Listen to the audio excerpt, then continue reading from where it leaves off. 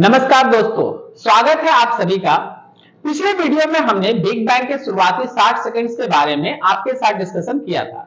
आज हम लोग इस वीडियो में उसी जर्नी को आगे कंटिन्यू करेंगे जो शायद इस यूनिवर्स की सबसे शानदार, सबसे लंबी और सबसे हैरान कर देने वाली यात्रा होगी। हम बात करने वाले हैं हमारे अस्तित्व की कहानी की, हम बात करने वाले हैं यूनिवर्स की कहानी की। चलिए स्टार्ट करते हैं पार्ट 2। तो समय है बिग बैंग के 1 मिनट के बाद। इमेजिन कीजिए हमारा यूनिवर्स ठंडा हो रहा है, लेकिन फिर भी यहां का टेम्परेचर अरबों डिग्री है। यह पूरा यूनिवर्स एक छोटे से बिंदु से फैलकर अब तक एक विशाल उबलते हुए सूप की तरह हो गया है। और इस सूप में क्या है? Fundamental building blocks, proton, neutron और इलेक्ट्रॉन, जो आगे यूनिवर्स में बाकी सब चीजों को तैयार करने के लिए खुद तैयार बैठे। और अगले 2 से 3 मिनट में कुछ जबरदस्त होता है। यही वो समय है जब यूनिवर्स के अंदर पहली बार कुकिंग स्टार्ट होता है। जैसे ही टेम्परेचर थोड़ा और गिरा, ये प्रोटॉन और न्यूट्रॉन आपस में जुड़ने लगे, मिलने लगे।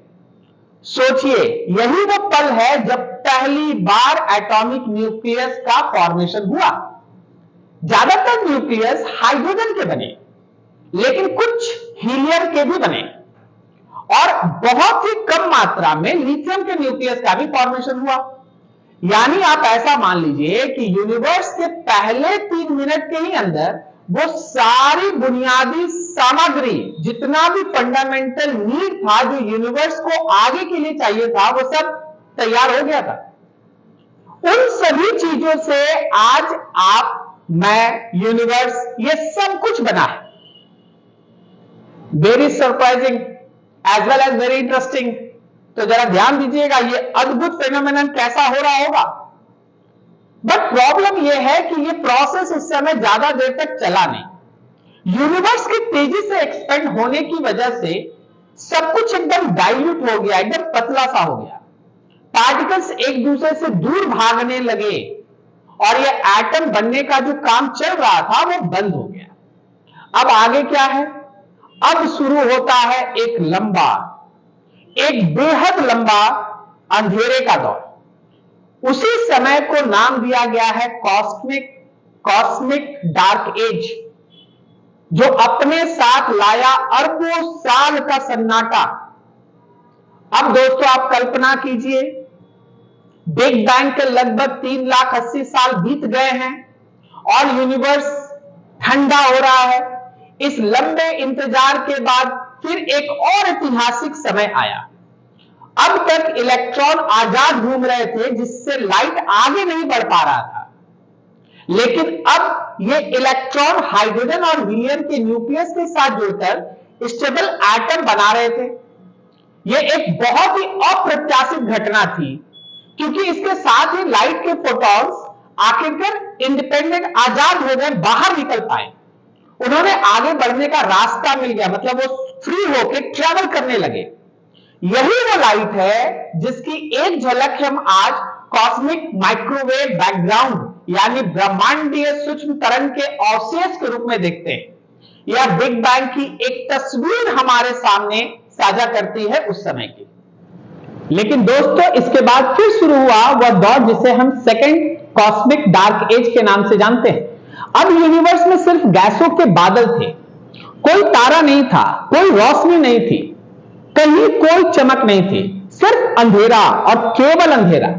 यह अंधेरा करोड़ों सालों तक हमारे इस यूनिवर्स में रहा। यूनिवर्स इस अंधेरे के अंदर लगातार फैलता रहा, शांत रहा, अंधेरा से रहा, लेकिन फैलता रहा। लेकिन अंधेरा चिरस्थायी नहीं होता दोस्तों। ग्रेविटेशन नाम की एक शक्ति धीरे धीरे अंदर ही अंदर काम कर रही थी। यह हाइड्रोजन और हीलियम के उन विशाल बादलों को एक जगह इकट्ठा करने लगी, कलेक्ट करने लगी। दोस्तों इमेजिन कीजिए, गैस के ये बादल अपने ही वजन से सिमटने लगे, कंसंट्रेट होने लगे। इस वजह से उन गैसेस क्लाउड के अंदर प्रेशर और डेंसिटी इतना बढ़ गया कि उनके सेंटर में वो प्रक्रिया शुरू हुई जो हमारे लिए आगे का रास्ता निकालने वाली थी, and that is nuclear fusion. और तब अंधेरे में पहली बार एक चिंगारी सी चमकी। पहला तारा जन्म ले चुका था। बिग बैंग के लगभग 15 से 20 करोड़ साल बाद अंधकार के सागर में पहली बार तारों की रोशनी में चमक शुरू हो गई थी। यही वह पहला रोशनी का काल आप कह लीजिए, जब हमारा ब्रह्मांड वास्तव में रोशन होना शुरू हुआ था। यह एक विशालकाय चमकीला तारा रहा होगा और फिर एक के बाद ऐसे अरबों तारों का जन्म हुआ। दोस्तों, ग्रेविटेशन ने इन तारों को एक साथ बांधकर मिल्की वे बना दी। हमारी अपनी मिल्की वे का भी जन्म उसी दौरान हुआ। अब यूनिवर्स रोशन हो उठा था। लगभग 50 करोड़ से 1 अरब साल बाद यूनिवर्स में यह रोशनी फैली थी। दोस्तों, इमेजिन कीजिए यह दृश्य कितना भव्य रहा होगा। अब हम आगे बढ़ते हैं। करीब 9 अरब साल आगे हमारी अपनी मिल्की वे में एक विशेष जगह पर, जहां पहले से मौजूद तारों के विस्फोट से बिखरे हुए कुछ भारी तत्व थे, एक नया तारा बना। और यह तारा कोई और नहीं था दोस्तों, यह था हमारा सूरज। सूरज के बचे हुए धूल और गैसों के चक्रवाती बादल से, जिनका आपस में लगातार टकराव होता रहा, जुड़ाव होता रहा, और इसी से जन्मा है हमारे छोटे छोटे गोले। और ये गोले कोई और नहीं है, हमारे अपने प्लैनेट्स हैं, ये हमारे ग्रह हैं। और इनमें से एक ग्रह जो सूरज से ना ज्यादा दूर है ना ज्यादा पास है, एक ऐसी जगह पर है जहां पानी लिक्विड स्टेट में रह सकता है, और यह ग्रह था हमारी अपनी पृथ्वी। शुरू में यह उबलता हुआ वोल्केनिक विस्फोट से भरा हुआ गोला था, लेकिन फिर यही धीरे धीरे ठंडा हुआ, बादल बने, लगातार बारिश हुई, अरबों सालों तक लगातार बारिश हुई, और उसने विशाल महासागरों, ओशंस को जन्म दिया। और इन्हीं ओशंस के अंदर एक दिन चमत्कार हुआ दोस्तों, और वो चमत्कार था हमारे पृथ्वी पर पहली बार सेल्स का उदय हुआ। लाइफ ने पहली बार पृथ्वी पे जन्म लिया। लेकिन ये कैसे हुआ, ये अभी भी एक रहस्य है। करोड़ों साल पहले पृथ्वी के प्रारंभिक ओशंस के अंदर कुछ केमिकल मैटर्स के आपस में रिएक्शन करने की वजह से एक जटिल संयोग बना। ऐसा एटम बना जो खुद की डुप्लीकेट बना सकता था, प्रतिलिपि तैयार कर सकता था। जीवन की वह पहली चिंगारी जगी थी हमारे ओशंस के अंदर। Life comes on earth. यह चिंगारी एक लंबे यात्रा की जस्ट एक शुरुआत थी। एक कोशिका वाले जीव से फिर कई सेल्स वाले समुद्री जीवों के अंदर फॉर्मेशन हुआ। फिर ओशंस के अंदर या सीज के अंदर जो हमारा लाइफ था, उसके बाद फिर हम लोग जमीन पर आए। धीरे धीरे डायनासोर्स का दौर आया, फिर उनका विलोपन हो गया, वो धीरे धीरे गायब हो गए। और फिर सिर्फ कुछ लाख साल पहले वो प्राणी धरती पर आया जो सोच सकता था, सवाल पूछ सकता था। होमो सेपियंस का धरती पे आगमन आज से 30 लाख साल पहले अफ्रीका में कहीं हो चुका था।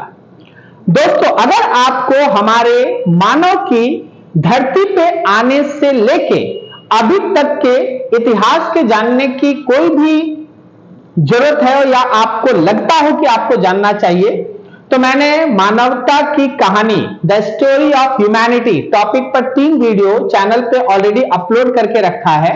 आप उसको देख सकते हैं, लिंक आपको डिस्क्रिप्शन बॉक्स में मिल जाएगा।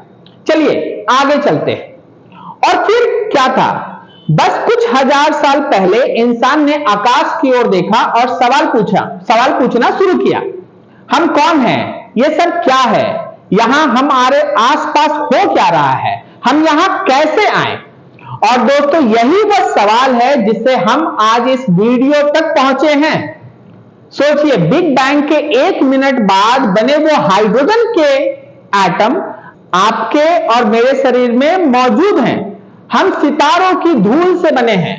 हम यूनिवर्स के एक तरीके हैं खुद को जानने का। तो यह कहानी सिर्फ यूनिवर्स की कहानी नहीं है, यह आपकी और मेरी, हम सब की कहानी है। बिग बैंग से लेकर आपके इस स्क्रीन पर इस वीडियो को देखने तक की 13.8 अरब साल लंबी यह यात्रा है। दोस्तों, हमारे यूनिवर्स का एज 13.8 अरब साल हो चुका है। अगली बार जब आप आकाश को देखें तो याद रखिएगा, आप सिर्फ तारे नहीं देख रहे हैं, आप अपनी उत्पत्ति की गाथा देख रहे हैं, वो कहानी देख रहे हैं जिससे हम लोगों का जन्म आज तक में पहुंचा है। आप अपने अतीत को देख रहे हैं। उम्मीद है कि यह यात्रा आपको उतनी ही हैरान और प्रेरित करेगी जितने मुझे करती है। ऐसे ही और हैरान कर देने वाली बातों के लिए चैनल को सब्सक्राइब करें। शुक्रिया आपका। फिर मिलेंगे एक नई जानकारी के साथ। नमस्कार।